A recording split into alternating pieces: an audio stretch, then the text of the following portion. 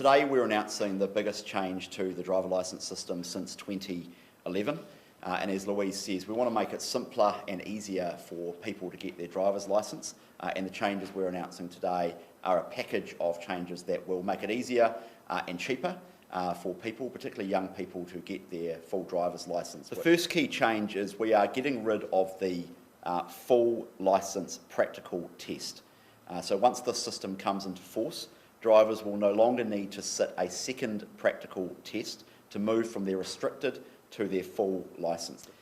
We are requiring a longer time spent on your learner's licence for people under 25s. So the status quo, what we have at the moment, is 6 months on your learners before you can go and sit your restricted. We will be increasing that to 12 months for under 25s, and the reason for that is that 16 to 24-year-olds in New Zealand have more than twice the rate of road deaths than those aged over the age of 25. But there will be options to reduce that time period. So as I say, if you're on your learners, the new default will be 12 months. It's currently 6, it will be 12 months, but there'll be options to reduce that down to 6 months for under 25s, either by recording practice hours, supervised practice hours, or by completing an approved practical driving course.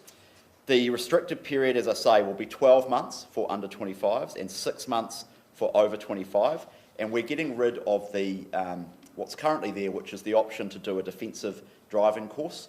So there's a range of things in the status quo, what we have right now. For ease of simplicity, we are getting rid of that ability. It's a default of 12 months for under 25s and 6 months for over 25s.